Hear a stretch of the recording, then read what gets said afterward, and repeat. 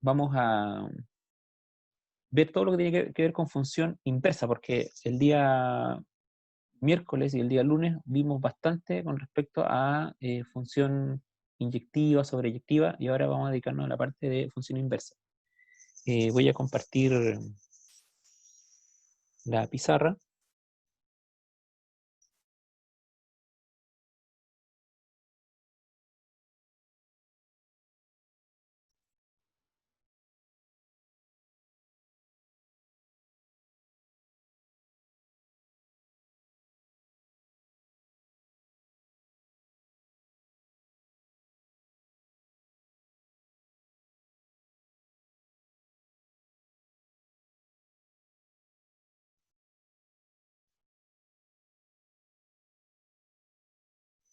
Bien, ahí tenemos la pizarra. Entonces, ¿cuál era la definición de una función inversa? Si nosotros tenemos una función f que tiene como dominio el conjunto A, que tiene como codominio el conjunto B, o conjunto de llegada del conjunto B, entendemos por función inversa a la función f menos 1, ¿no es cierto? Que ahora tiene como dominio el conjunto B y como codominio el conjunto A. Esa es nuestra definición de función inversa, ¿no es cierto? Vamos, en el fondo, en la práctica, vamos a despejar la ecuación que está representando la función original, la despejamos ahora en función de x. Y ahora nuestra x, nuestra variable, se transforma en nuestra variable, digamos, independiente, se transforma en nuestra variable dependiente, en nuestra y. ¿Ya? Y la variable que era dependiente, que era y, se transforma en nuestra variable independiente x. Se invierten los papeles, ¿ya? Eso es simplemente lo que corresponde a una función inversa. Ahora, ¿qué características tiene esta función? Son varias, ¿no es cierto? La primera es que si nosotros tenemos una función f, ¿no es cierto?, que tiene función inversa, el dominio de f va a ser igual al recorrido de f a la menos 1, o de nuestra función inversa. Y el recorrido de nuestra función original va a ser igual al dominio de nuestra función inversa. Una cosa importante que me olvidé escribir aquí en la definición también, que también nos sirve para entender un poquito más, es que si yo tengo un f de un número a, ¿no es cierto?, en este caso, ese número me da igual a b, ¿no es cierto? Si yo tengo un número x que yo incluyo o,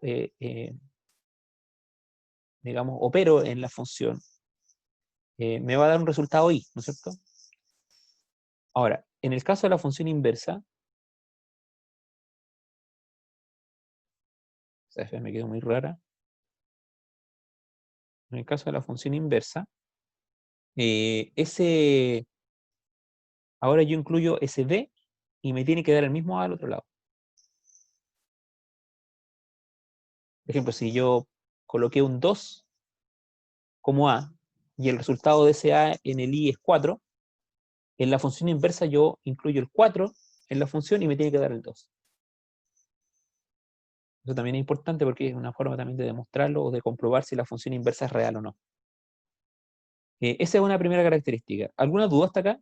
Estamos repasando nomás. Solamente estamos repasando desde el punto de vista conceptual, que es lo más importante.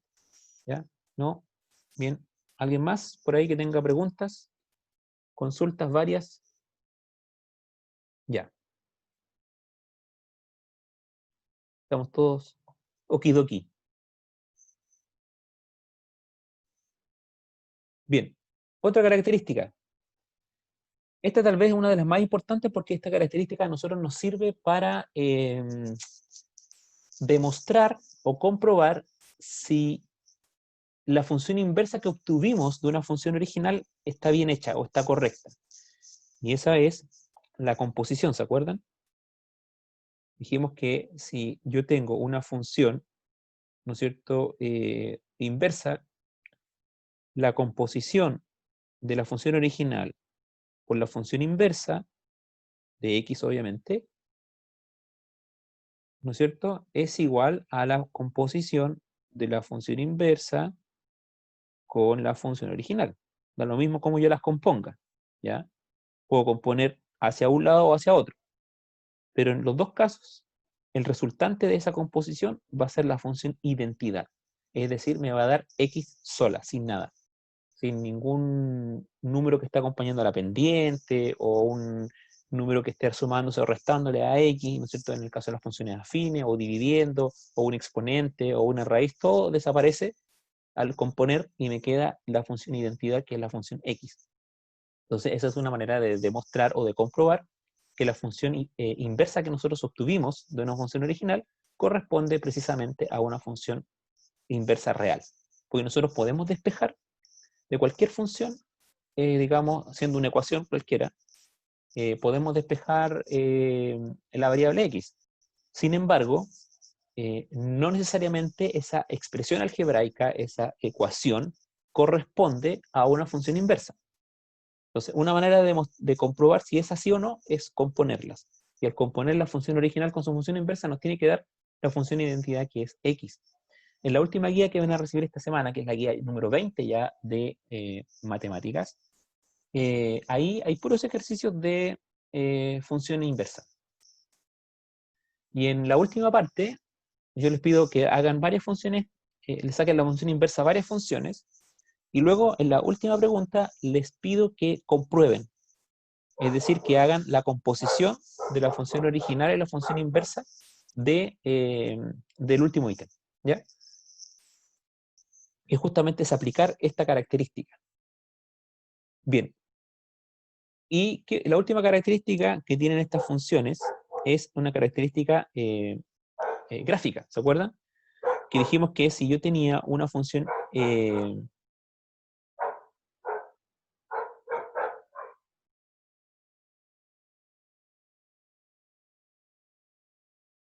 inversa, o sea, una función original, como por ejemplo esta, que pasa por ahí, siempre voy a tener que yo hacer una función, lo voy a hacer en verde, una función lineal que pasa en el centro.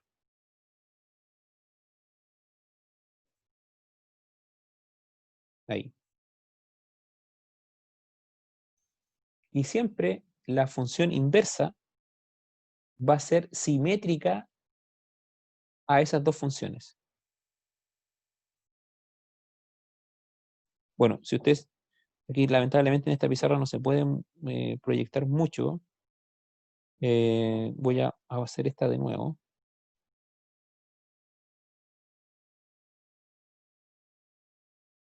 Para que lograr mejor el efecto que quiero. Ahí sí, ¿ya? Entonces la otra va a ser una función que cruza por el otro eje, ¿no es cierto?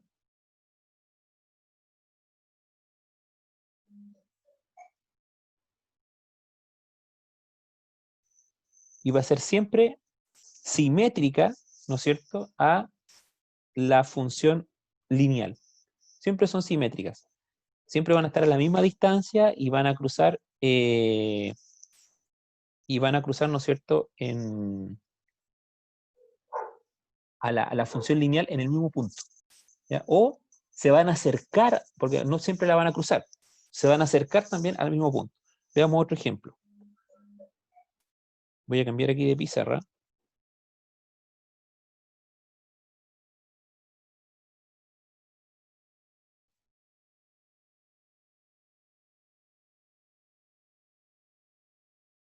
Por ejemplo, yo puedo tener aquí la función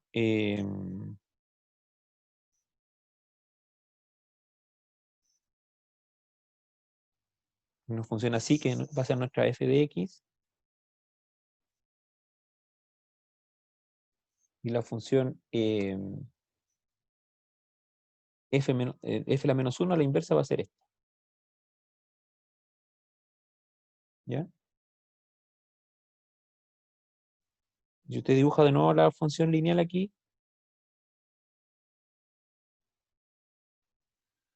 son simétricas a esa función lineal. Es decir, siempre van a estar, se van a acercar en el mismo sector, van a estar a la misma distancia, pero es como un espejo.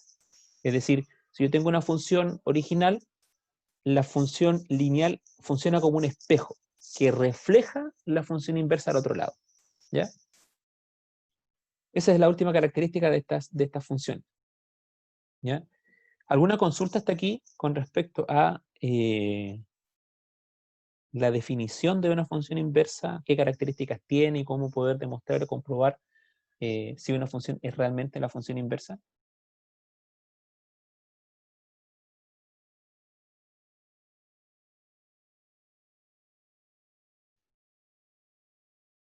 Ya, vamos a ver ahora algunos ejemplos, ¿ya? Eh, y me faltó una característica más. ¿Cuál es la característica principal de una función inversa? Cuando una función estamos seguros que siempre va a tener función inversa. O, dicho de otra forma, ¿qué tipos de funciones son las que tienen función inversa? Muy bien, ¿no es cierto? Aquí Johan respondió inmediatamente, tiene que ser biyectiva. Ya, una función tiene que ser biyectiva, o toda función biyectiva tiene función inversa. O también pueden decir que para que una función tenga función inversa, debe ser biyectiva. ¿Ya? Que en este caso, ¿no es cierto?, como ejemplo clásico de eso, es una función lineal o afín. Todas las funciones lineales o afines son funciones biyectivas y por lo tanto tienen función inversa. ¿Ya? Entonces, vamos a determinar, vamos a ver algunos ejemplos aquí, si las funciones tienen función inversa y vamos a componerlas.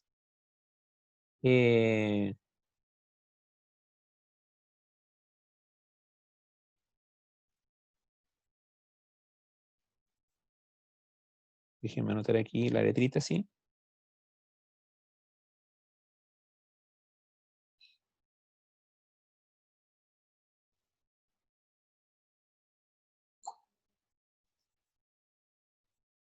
Ya. 2x más 4. Bueno, si usted ya está interiorizado con esta materia, al tiro va a saber que esa función tiene función inversa porque es una función afín. Y si una función afín es biyectiva, y si es biyectiva, tiene función inversa. Pero no sabemos cuál es la función inversa, así que tenemos que determinarla. Y para eso entonces tenemos que despejar. Y recuerden que para despejar, esta f de x la transformamos en y. Ponemos 2x más 4, ¿no es cierto? Y despejamos el valor de x. El 4 va a pasar restando. Y el 2 va a pasar dividiendo. Así que nos va a quedar y menos 4 dividido por 2 igual a x. De luego, anotamos nuestra función inversa, la volvemos a expresar en función de x. Ojo con eso, ¿eh? El hecho de que yo despeje x y ahora la variable sea la letra y, no significa que yo después al escribir la función inversa tengo que escribirla f de y. No, sigue siendo f de x. Solo que la expresión algebraica es la que yo despejé ahí. Es decir, yo ahora reemplazo la y por x, ¿no es cierto? Y coloco la misma expresión que está ahí. ¿Alguna duda con eso?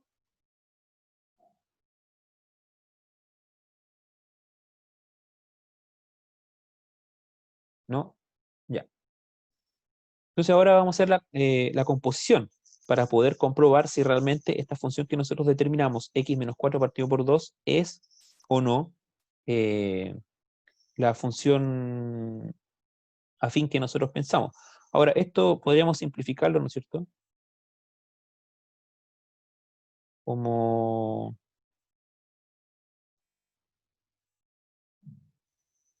ahí, ¿no es cierto? Más fácil.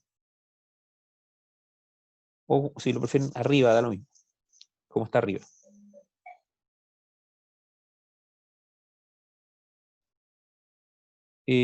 Vamos a hacer la composición entonces.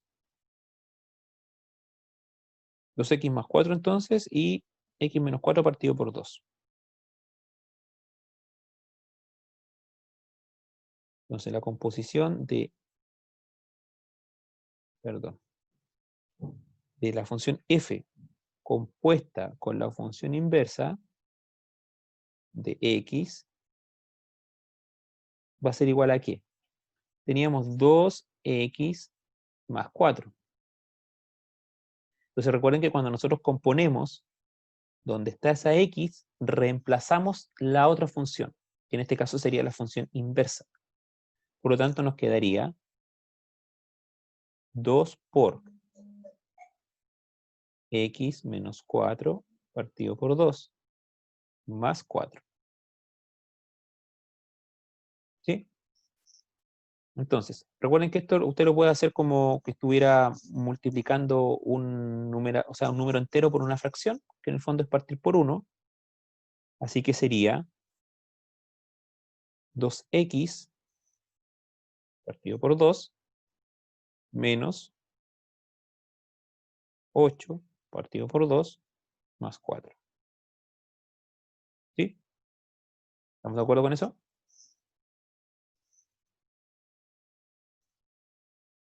Bien.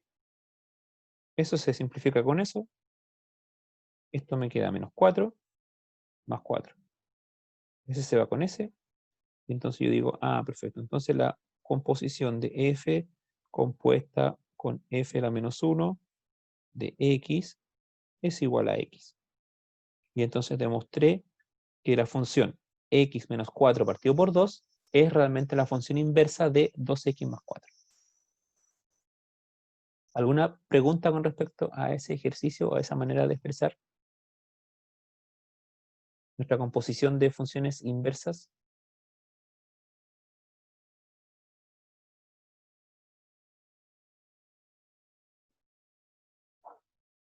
Ya. ¿Los demás?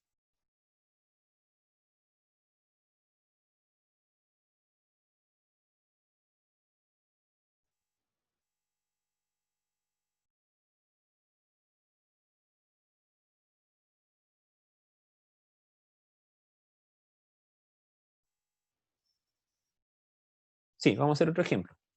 Déjenme buscar otro aquí.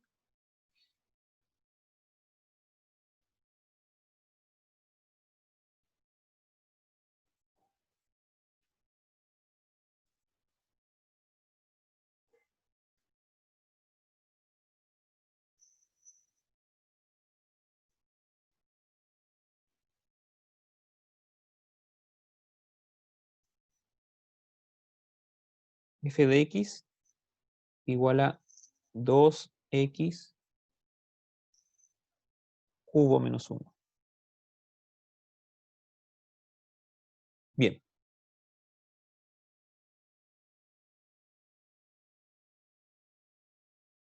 Tenemos que despejarnos, ¿cierto? Y es igual a 2x cubo menos 1. Y más 1 es igual a 2x cubo. Luego y más 1 partido por 2 es igual a x cubo.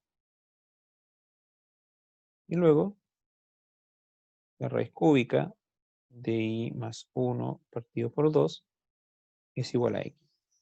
¿Sí? ¿Estamos claros con eso?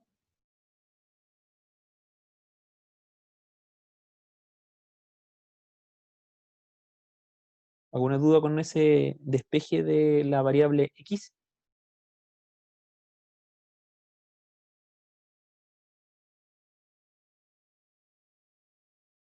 ¿No? Ya. Entonces ahora expresamos eso como función, ¿no es cierto? F a la menos 1 de x va a ser igual a qué? A la raíz, me faltó cúbica ahí, de x más 1 partido por 2. Esa es nuestra raíz, esa es nuestra función inversa. Muy bien, entonces ahora tenemos que hacer la composición. Ya sabemos que esa es nuestra función inversa. Ahora, aquí vamos a tener una pequeña... Ah, no vamos a tener problema porque la raíz es impar, así que no hay problema. Entonces, vamos a hacer la composición. Tenemos 2x cubo menos 1 y raíz cúbica de x más 1 partido por 2. Entonces tenemos la composición de f con f a la menos 1 de x es igual a ¿qué? A 2 por la raíz cúbica de, ¿cuánto era? X más 1 partido por 2, ¿no es cierto? X más 1 partido por 2, y eso elevado al cubo,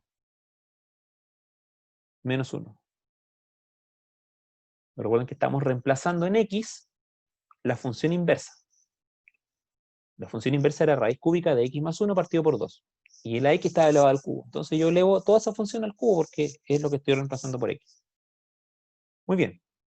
Entonces nuestra función, nuestra composición de estas dos funciones, ese cubo, esa raíz cúbica, se va con el cubo. ¿No es cierto? Entonces me va a quedar 2 por X más 1 partido por 2 menos 1. Y aquí tenemos nuevamente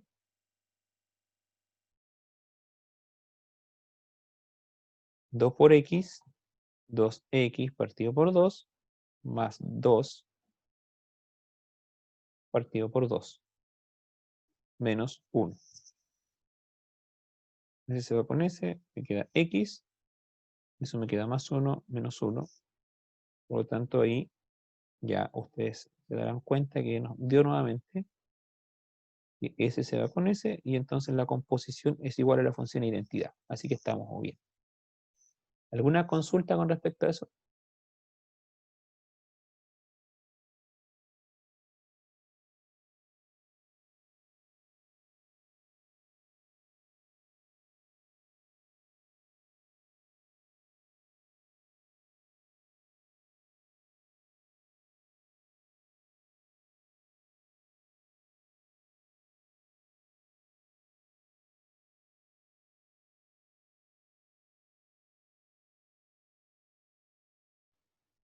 Ya, a ver, dos preguntas. Aquí Camilo me pregunta la potencia, ¿cómo la saqué? La potencia se anula con la raíz cúbica, porque tú tienes raíz cúbica elevada al cubo, se anulan ambas.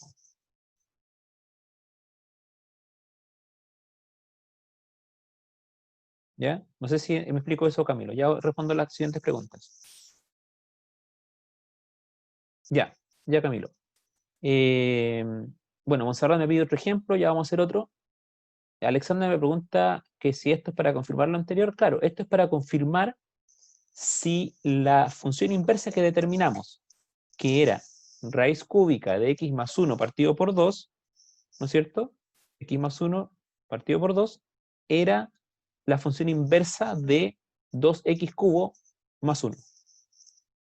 Para eso hicimos esto. Entonces, como nos dio la función identidad, que es x, comprobamos que esta función que nosotros despejamos y que determinamos como función inversa es realmente una función inversa. Ahora, esa función inversa también no hay problema con ella, porque a pesar de que está bajo una raíz, como el índice de la raíz es impar, nos puede dar un número negativo. Porque si hubiera sido, por ejemplo, una raíz cuadrada, ahí hubiera tenido una limitante, ¿no es cierto? La función. Es decir, x no podría haber sido cualquier número que haga que esa fracción que está ahí, x más 1, partido por 2, nos dé negativo.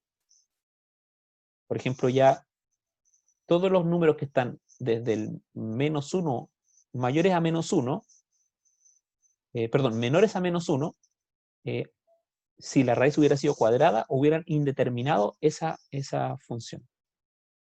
Porque no hubiéramos tenido respuesta, digamos, válida dentro de esa raíz. Si hubiera sido una raíz par. Pero como es raíz impar, no hay problema. ¿Alguna otra pregunta con respecto a esto?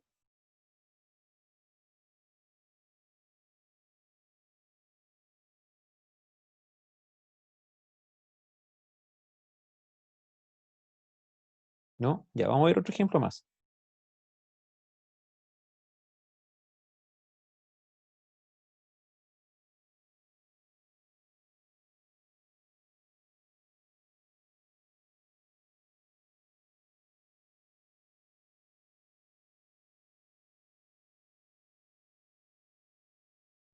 F de x igual al logaritmo de x menos 5.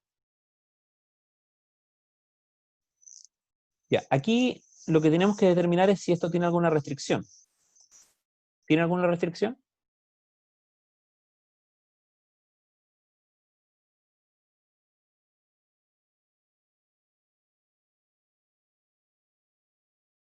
¿Seguro? El argumento de un logaritmo puede ser de cualquier número, puede ser cualquier número en el argumento de un logaritmo. ¿Qué restricciones tiene el argumento de un logaritmo?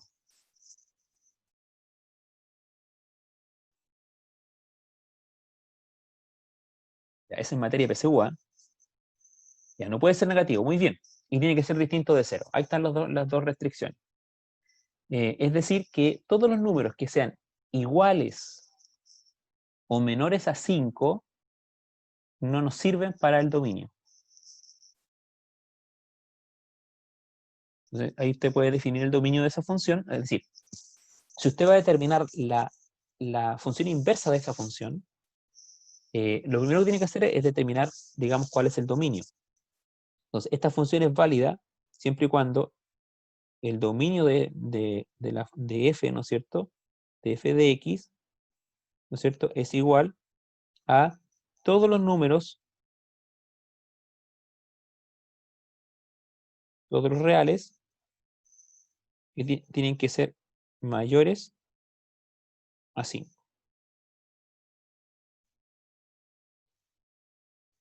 para que no le dé ni 0 ni negativo.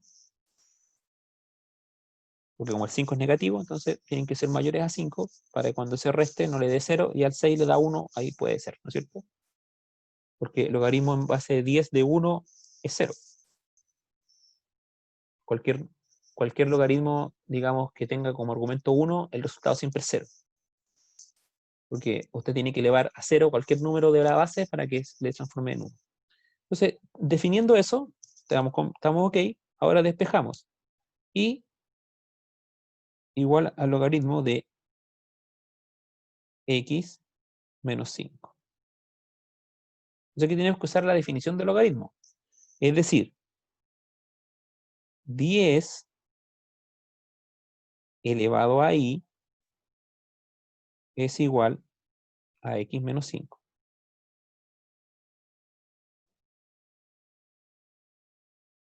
¿Sí? ¿Alguna duda con eso? ¿Cómo estamos aplicando esa definición?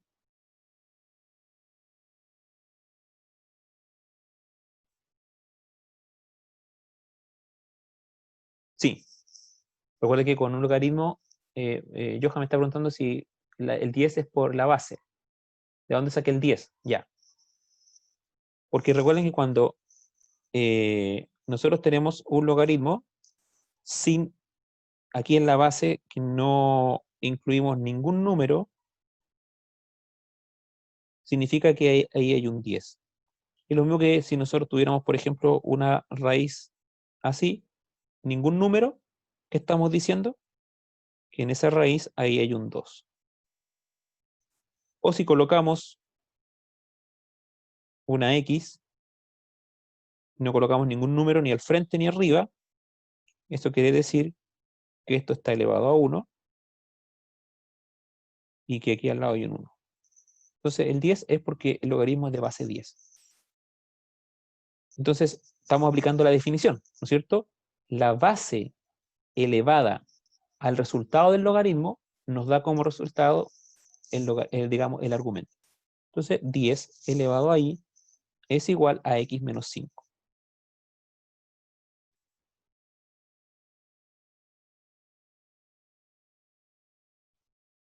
Muy bien. Entonces ahora nos va a quedar 10 elevado a i más 5 es igual a x. Ahí tenemos lista la función, ¿no es cierto? Entonces ahora decimos que la función a la menos 1 de x es igual a 10 elevado a x más 5.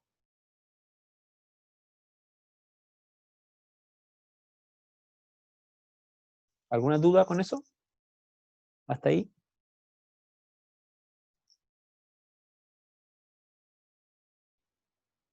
¿No?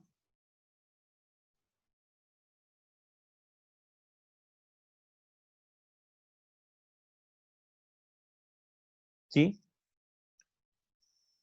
Dígame, Josefa. Es una I. Es una I. Porque estoy reemplazando f de x, es I, ¿no es cierto? Entonces por eso que pongo I igual al logaritmo de x menos 5.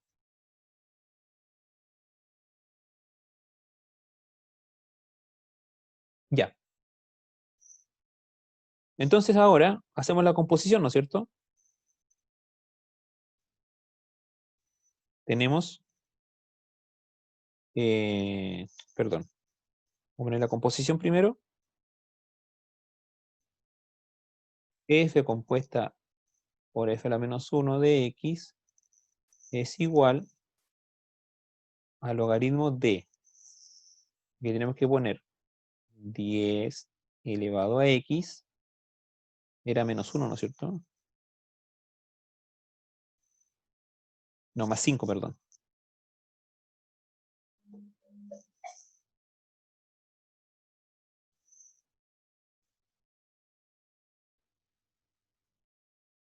Más 5, y eso menos 5.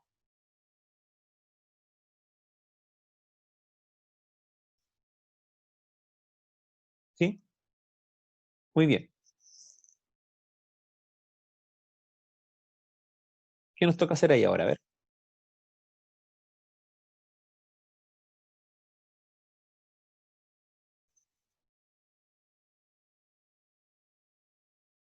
¿Qué pasa con el logaritmo y la potencia?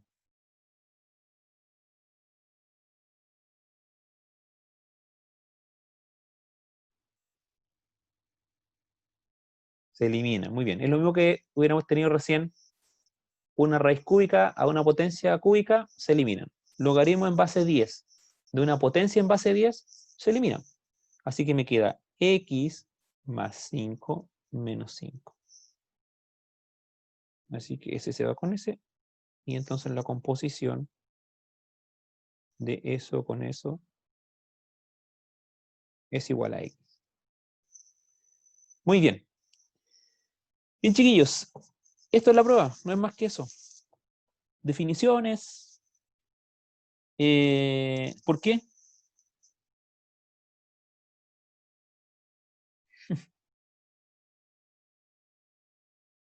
Eh, es que usted podría haberlo hecho al revés. De hecho, podríamos haberlo hecho así, miren. Logaritmo en base 10 de 10 elevado a x de 5 menos 5. Entonces, como usted puede haber hecho esto también. A lo mejor entienden mejor así. Ese se va al tiro con ese.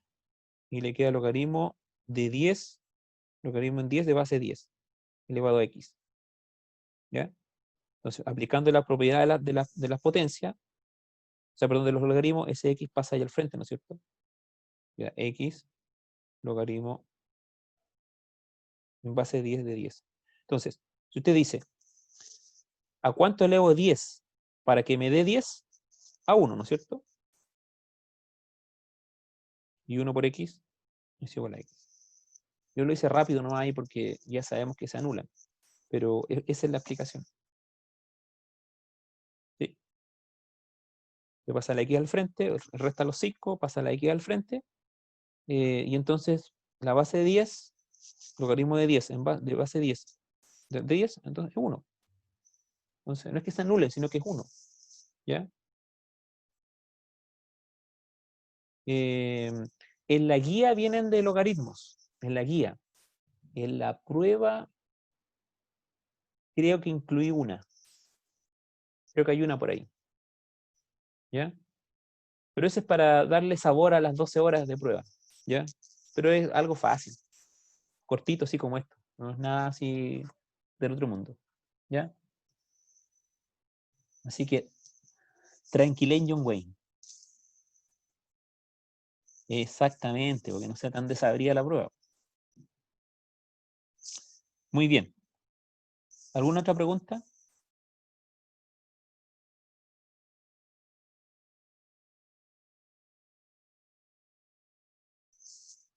¿No? Chiquillos. Entonces, la prueba va a ser el miércoles 23, pero el lunes 21, en la clase de matemática electiva, ahí pueden conectarse todos, ¿ya?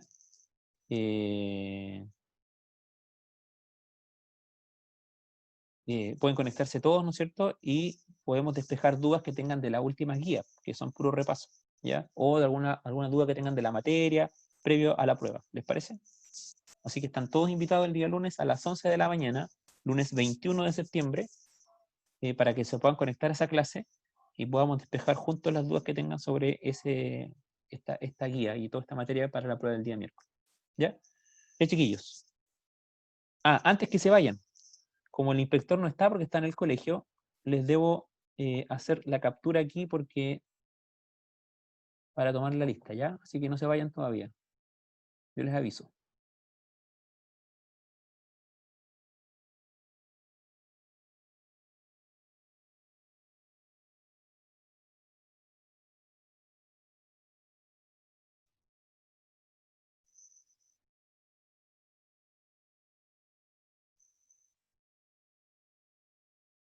Ahora vamos a la segunda página, porque hoy hay hartos. El efecto prueba.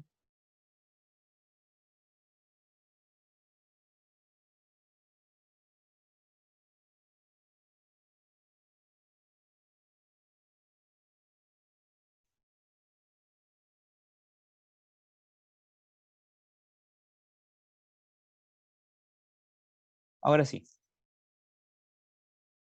Chiquillos, me despido entonces. Cuídense mucho y estamos hablando. Cualquier duda me hacen al correo o nos vemos el día lunes 21, digamos, en la tarde nos vemos en física también, en todo caso. ¿Ya? Chao.